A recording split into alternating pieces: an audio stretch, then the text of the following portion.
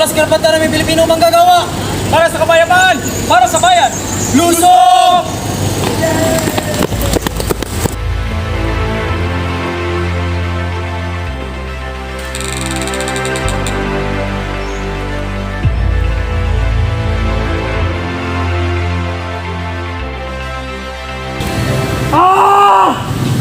Ilang daan na din ang lumipas nang sakupi ng mga Kastilang konkistador at misyonaryong Katoliko ang Pilipinas. Nagmistulang batas ang kanilang mga salita na sinunod ng buong kapuluan. Ang sinumang sumuway ay malupit na pinapahirapan at pinapatay. Layunin ng mga Pilipino na patalsikin ang gobyerno ng mga Kastila dahil sa persahang pag-alis nito sa kanilang mga karapatan at mga pribilehiyo bilang isang manggagawa sa arsenal. Ika-20 ng Enero sa taong 1872, naganap ang pinakamahalagang pag-aalsa sa kasaysayan ng Pilipinas na kung saan naganap ang labanan sa pagitan ng mga Pilipinong manggagawa at ng mga Kastila sa bayan ng Cavite. Nabigo ang mga Indio sa kanilang pag-aaklas dahil mayroong nakapagsabi kay General Rafael Izquierdo patungkol sa plano at akbang ng mga Indio. Dahil sa digmaang naganap, nadawit ang tatlong pari na sina Padre Mariano Gomez, Jose Burgos at Jacinto Zamora na sinasabing sila ang nag-udyok at sumusuporta sa pag-aaklas ng mga Indio laban sa mga Kastila. Nahatulan ng kamatayan sa pamamagitan ng paggarote ang tatlong pari. Isa si Francisco Saldua ang nagdiin sa kanila upang mahatulan ng kamatayan. Buong akala ni Francisco Saldua ay papalayain siya ng mga Espanyol kapalit ng pagsisinungaling laban sa tatlong pari. Korteng marsyal daw humusga sa atin. Korteng marsyal? Ano yun?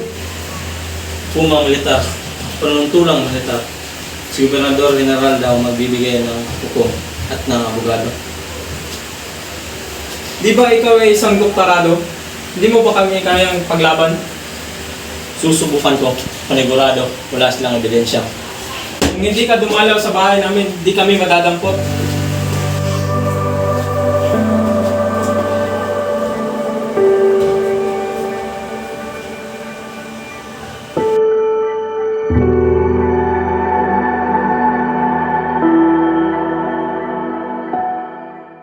Kinausap ni Gobernador General Rafael Izquierdo si Arzobispo Gregorio Martinez.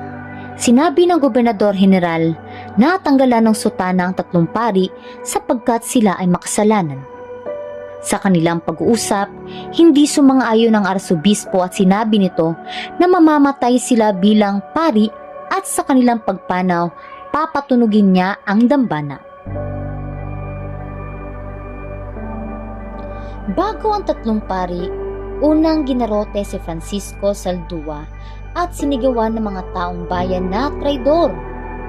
Kasunod si Padre Gomez na payapang sumama sa mga gwardya at sinabing, "Aking lubos na nababatid na walang kahit isang dahon na makakagalaw maliban kung ito ay niloloob ng banal na manlilikha.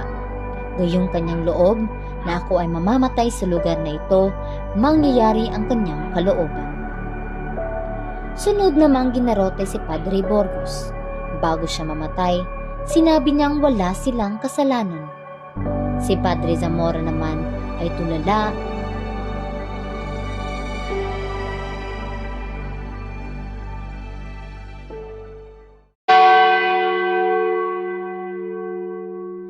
gaya ng sinabi ng Arzobispo, tumunog ang dambana sa pagkamatay ng tatlong pari at labis na nalungkot ang lahat ng mga Pilipinong saksi sa pagkamatay nila. Naroon si Pasiano Mercado at ang kanyang kapatid na si Pepe.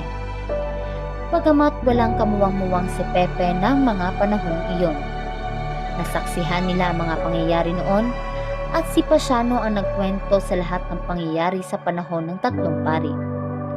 Makalipas ang maraming taon, nasulat ni Pepe o Jose Rizal ang kanyang nobelang pinamagatang El Filibusterismo at inaalay na ito para kina Padre Gomez, Padre Burgos at Padre Zamora.